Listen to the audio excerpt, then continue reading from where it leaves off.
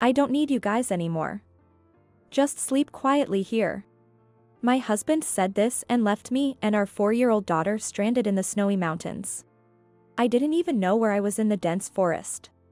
The wind blowing against us was as cold as ice, chilling me to the core and making me shiver uncontrollably. You should follow Grandma. My daughter suddenly shouted, pointing somewhere, but there was no one there. Still, I decided to follow her direction. After all, she has this mysterious power.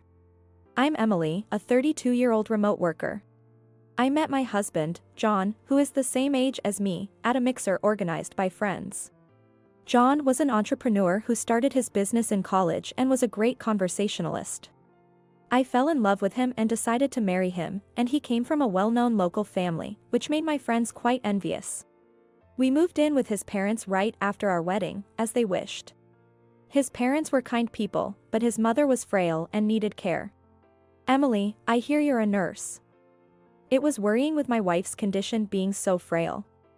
We're truly grateful that you came into our home. I'm happy to be of help. For this reason, I gave up nursing and took up remote work, which I had wanted to try for a while. I've always loved web design, creating websites, and such. This job didn't have strict quotas and allowed me to work in my spare time. However, what bothered me was that even after 3 years of marriage, we didn't have children. John's business was doing well, with new branches opening due to good fortune. Yet, he seemed to be getting carried away, often out partying, rarely coming home. Hey, your mother isn't doing too well. You should stay by her side. Even if she doesn't say it, she surely wants to see you. Huh? You're there, that should be enough. I'm busy. No matter how much I pleaded for his mother's sake, my husband wouldn't listen. I felt terribly sorry that I couldn't fulfill her wish to see her grandchild, as she became bedridden and was given a terminal diagnosis. I'm sorry I couldn't bring you a grandchild yet. What are you talking about? Emily, you've done nothing wrong.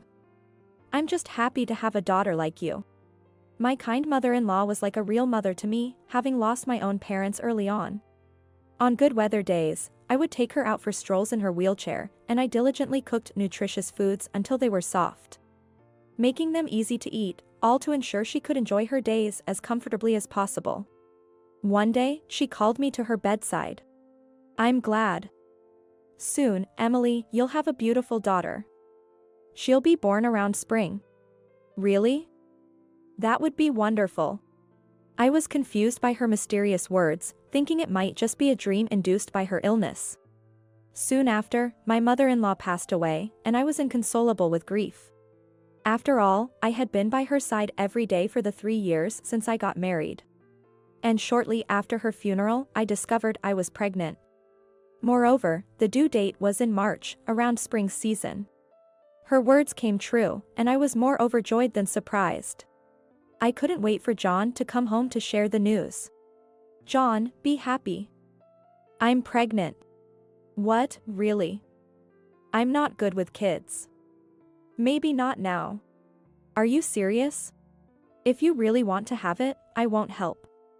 Take care of it yourself. Since you're having it on your own, cover the costs yourself. His cold words stunned me. Considering how he came home smelling of alcohol and perfume every day, I could imagine what he was up to. To him, I was probably nothing more than a convenient housekeeper. But I couldn't give up on the precious life growing inside me. I prepared everything necessary with my savings from before marriage and my income as a remote worker. And as predicted by my mother-in-law, my daughter Lily was born during spring season. My daughter Lily was a beautiful, fair-skinned child, and she bore a resemblance to my mother-in-law. As she grew up, she turned out to be a little unusual.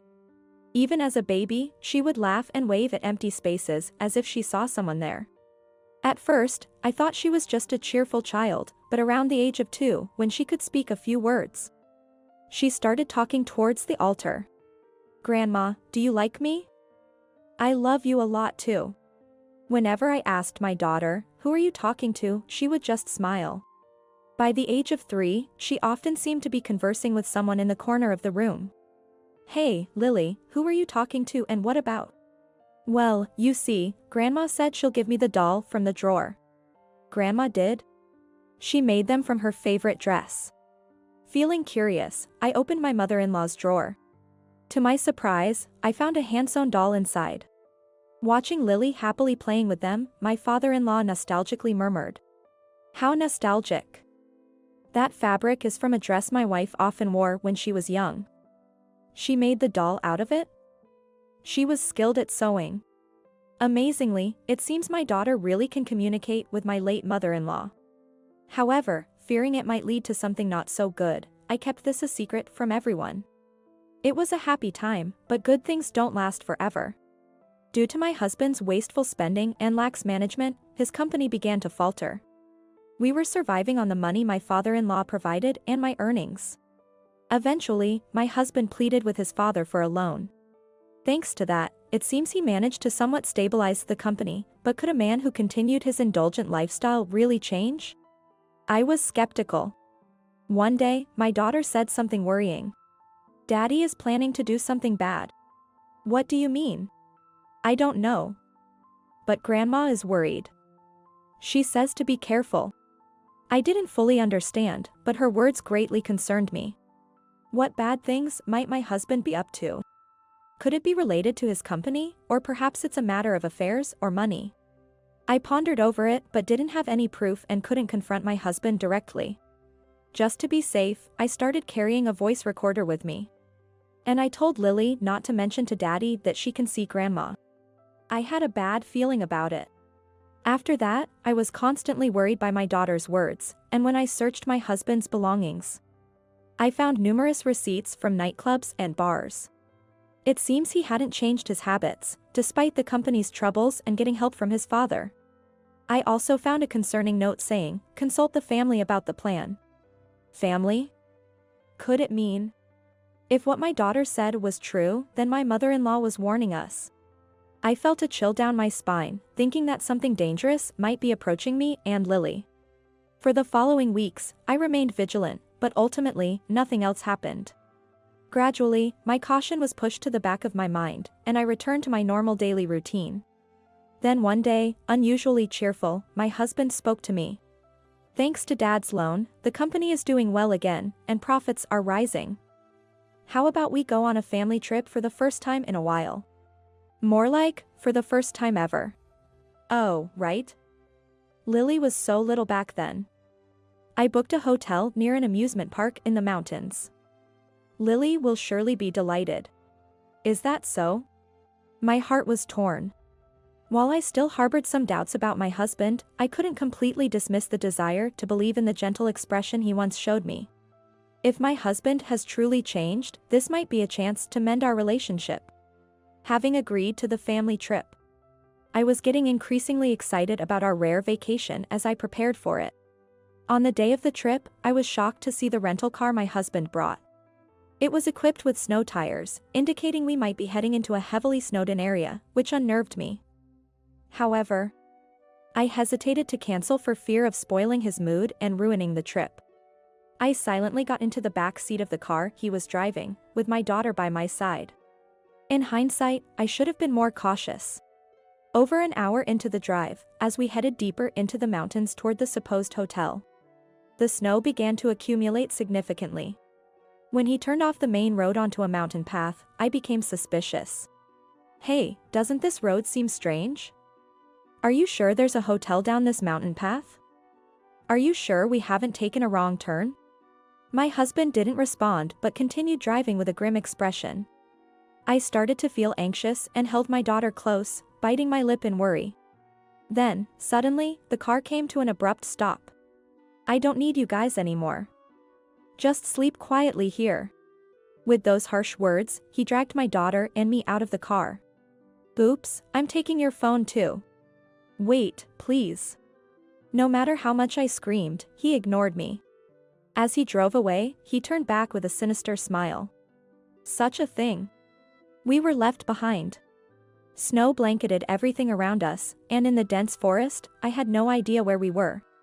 My cell phone had been taken by my husband, but secretly, I had packed a spare phone in my backpack. Unfortunately, there was no signal, and I was unable to call for help anywhere. From the moment we left the main road, I had a bad feeling, prompting both my daughter and I to wear our down jackets and keep our backpacks on. I had carefully packed for a winter trip, just in case. Despite hoping for the best, I never imagined things would turn this dire. The biting wind was freezing cold, making us shiver uncontrollably. I took out gloves from my backpack to warm us up and gave my daughter a caramel to calm her. As the snow worsened, the fear of being stranded grew. What should we do now? As despair set in, my daughter suddenly shouted, "Mommy, Grandma says to come this way." I looked to where my daughter was pointing, but there was no one there. No, I couldn't see anyone, but it seemed like she could. We should follow Grandma's directions. I decided to follow my daughter as she confidently began to walk. After all, she seems to possess a mysterious power. So, everything will be all right. I wanted to believe that. Carefully, to avoid slipping, I held my daughter's hand tightly as we walked through the snow. "Mommy, there's a light over there. Grandma says to head towards it." Indeed, there was a light in the direction she pointed. "We're saved." At that moment, I felt tears well up in relief. "Thank you," I whispered quietly to my late mother-in-law. Finally reaching the foot of the mountain and finding a hotel, we decided to rest and warm up. Since I had packed extra cash in my backpack, we could afford to stay for a while. During this time, I resolved to devise a plan to uncover why my husband targeted our lives and to prepare for revenge. "Don't think you'll get away with this. I'll find out why you tried to kill us, and you better be ready." 5 days later, I contacted my father-in-law. He was shocked to hear from me, but overjoyed to learn that both Lily and I were safe. He immediately came to pick us up from the hotel. According to my father-in-law, my husband had been telling people that my daughter and I had fallen into a ravine in the snowy mountains and were lost. I was utterly dismayed by his deception. Moreover, he's reportedly been saying, "We've searched but haven't found them, and it looks like we might not find them until spring. It would be pitiful to wait that long, so we should proceed with the funeral." My father-in-law mentioned that he repeatedly suggested, "Let's wait a bit longer." But his son is insistently moving forward with the preparations anyway. Furthermore, my father-in-law handed me something. This revealed a shocking truth. When I went to confront my husband, as expected, he was in the midst of preparing our funeral. Pictures of Lily and me smiling were displayed prominently as our portraits. That's when Lily and I suddenly appeared. The relatives helping with the preparations were so shocked they nearly collapsed, exclaiming, "What? How?" My husband, staring wide-eyed, stammered out in a foolish tone, "What? You're alive?"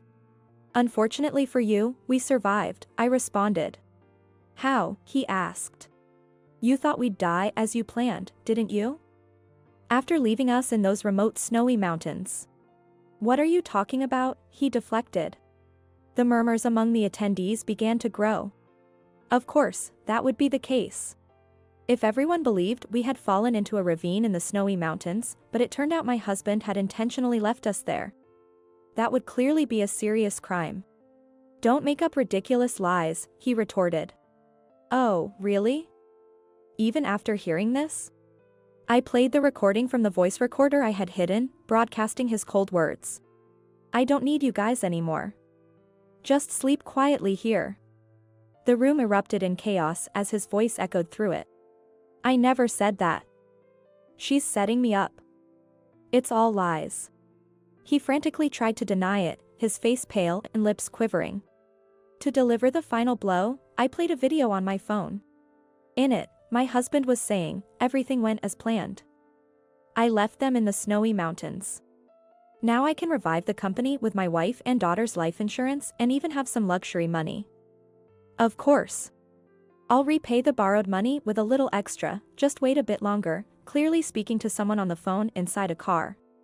He scrambled to stop the video, but it was too late. Everyone had already seen it and began whispering, giving him cold looks. "Why is there such a thing? Who did this?" he demanded. "I asked your father to help me get the dashcam footage copied from the rental car shop you used," I revealed. "You betrayed your own son? Why would you side with these strangers?" He confronted his father aggressively. But his father, clearly furious, glared back menacingly. Of course, he would. You had secretly insured not only me and Lily but also your father for a high amount without our knowledge. That's... He faltered. Family, huh? Did you borrow from dangerous people? And to think you targeted our lives. I'm astonished.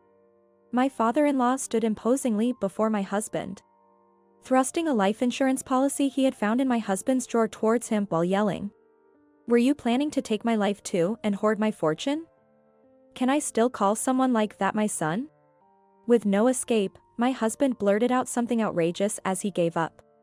Look, everyone is alive in the end, isn't that enough? I was forced by loan sharks, it was tough on me too. Please forgive me. Don't make me laugh. Forgive you? Impossible.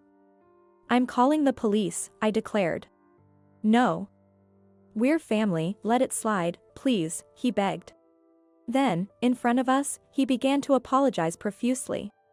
My father-in-law and I exchanged looks of disbelief. I'm sorry.